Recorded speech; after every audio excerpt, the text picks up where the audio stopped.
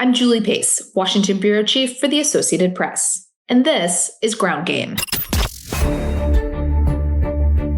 The coronavirus pandemic ranks among one of the most consequential stories ever covered by the Associated Press in its 170-year history. Here to take you inside the outbreak is AP's Larry Lage.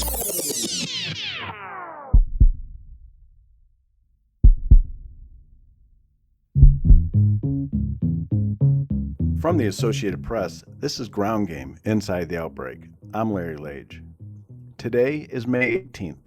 Europe reopened more widely this week, allowing people to visit boutiques in Italy, museums in Belgium, golf courses in Ireland, and a beer garden in Bavaria. China also announced it will give $2 billion to fight against the coronavirus. In the U.S., meanwhile, some automobile plants are opening up.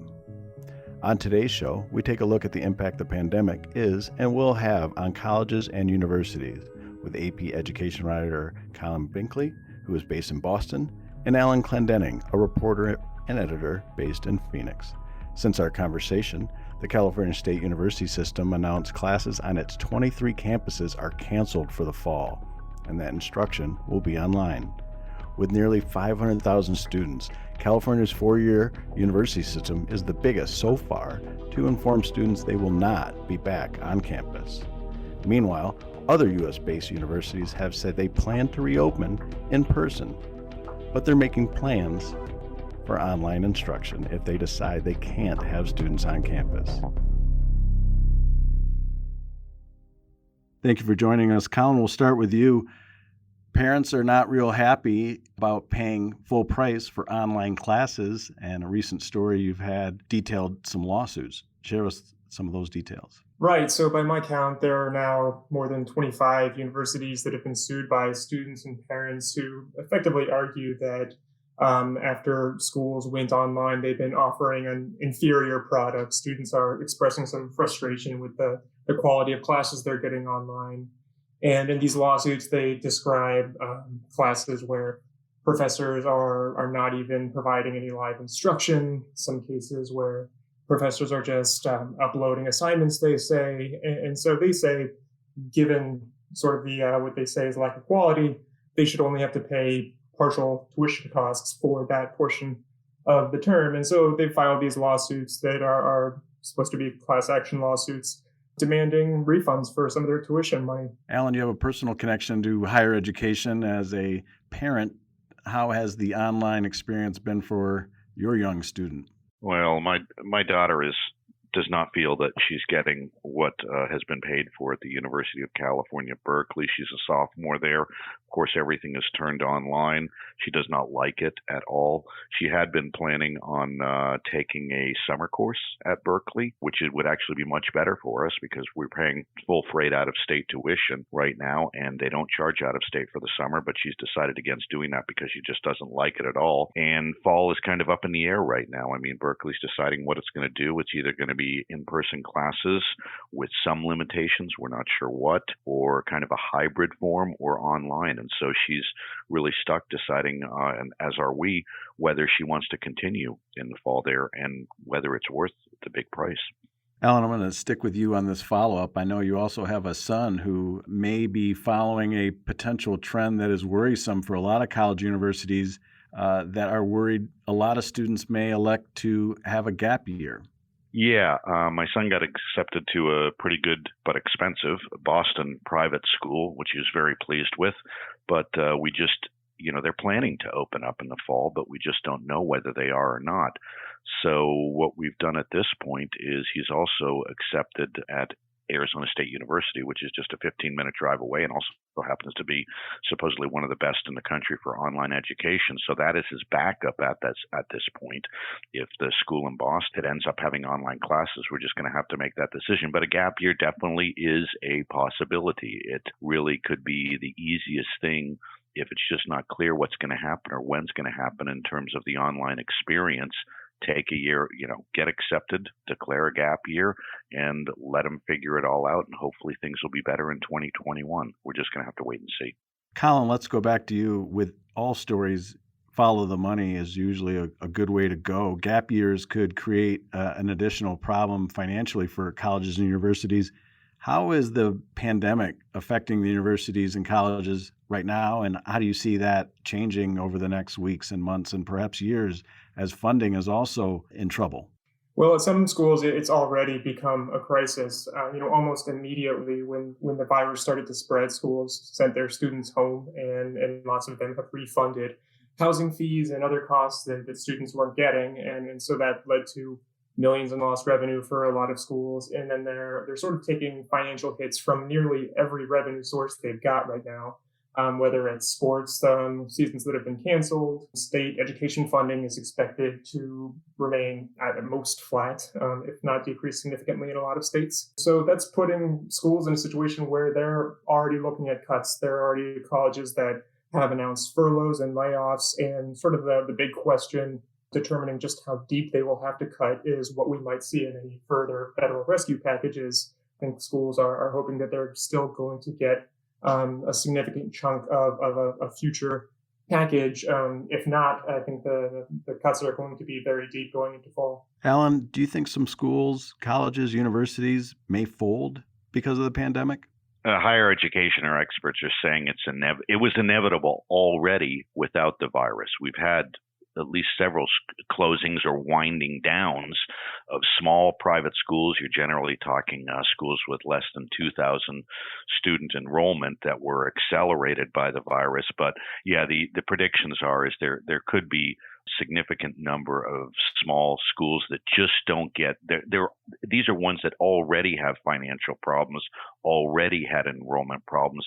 Those problems are going to magnify. They're not going to be able to find white knight donors to keep them afloat. So there are predictions that there will be a wave of this going on, mainly again the smaller institutions, but bigger public institutions could be significantly hurt as well, too, by state budget cuts. And, a lot of them, they rely on significant money from state budgets to pay their costs. And there are definitely going to be competing interests out there right now with other costs of the virus. Collin, what do you see as the challenges to return students to campus from all over the country, perhaps the world, whether it's in Boston or Ann Arbor or Phoenix? What do you see as the challenges to getting students back on campus and reopening schools? This is sort of the million-dollar question right now, or really a lot more for universities across the country. And I think ultimately it's going to depend on what schools are hearing from their local health authorities. They're going to follow what they're being told to do. But schools are starting to envision what fall might look like. A lot of schools are saying that they're cautiously optimistic that they'll be able to have all or some portion of their students back on campus in the fall. But sort of universally, they're saying that campus life would look a lot different than it does now. For example, you won't see dorms packed with several students. They're going to try to spread students out. Maybe just have one person per dorm room. Large gatherings are still probably going to be banned on many campuses.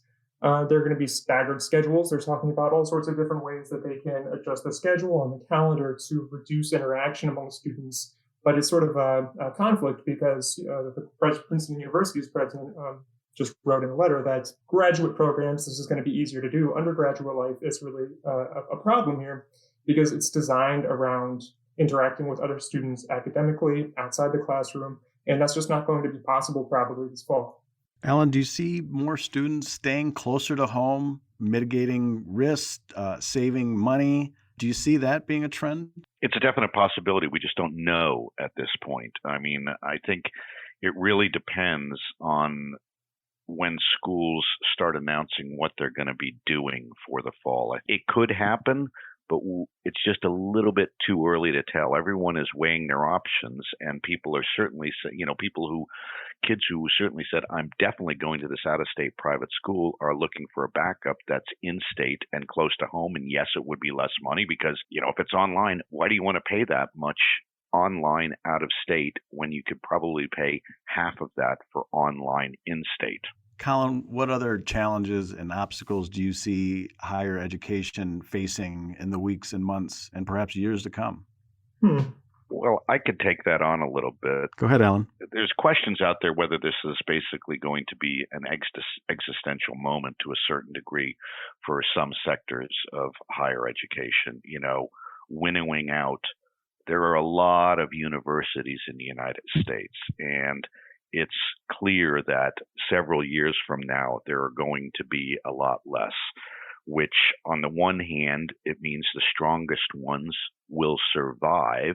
But on the other hand, that's probably going to mean fewer options for students several years down the road. This is all speculative, but that's what I'm hearing from higher education experts. Collin, we'll let you wrap things up for us. How do you think it is going to be important as things play out with America's leading research universities, their impact to society? How critical is it to get the leading research universities back in operation so that they can research and develop health and safety improvements for all of us? Well, universities have argued that it's critical, and they've said that needs to be a national priority to get them back and running as soon as possible, not only to be able to respond effectively to this crisis, but to others down the road. Obviously, there's going to be a lot to learn from all of this, and those are going to be the centers that are figuring out a lot of this. So universities are already starting to figure out how to ramp up their research centers again.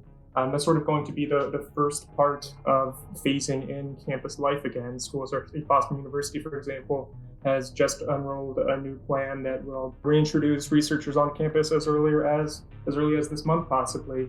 And that's because they're, partly because they're so important to the university as a whole. Collin, Alan, thank you for joining us. Stay safe and stay well. On apnews.com, today's One Good Thing feature is based in Sri Lanka, where a grand wedding was planned until the coronavirus struck the island nation off India's southern tip, leading to an indefinite lockdown. Family and friends urged the couple to postpone their April wedding. Instead, the couple chose to celebrate their love by feeding the poor. After registering the marriage with a few close family friends, the couple visited 50 households with boxes of food, each containing rice, sugar, tea powder, onion, potatoes, lentil, salt, soybeans, and noodles. You can read that story and all of AP's coronavirus outbreak coverage at apnews.com. That's it for this episode of Ground Game. We'll be here every step of the way during this extraordinary moment in American politics and American life, giving you all the news you need to know. Be sure to tell a friend about us, and please subscribe on Apple Podcasts and leave us a review. Some of the details of our discussion may have changed by the time you hear this. For up-to-date developments on all of your news, head over to apnews.com. From the Westwood One Podcast Network.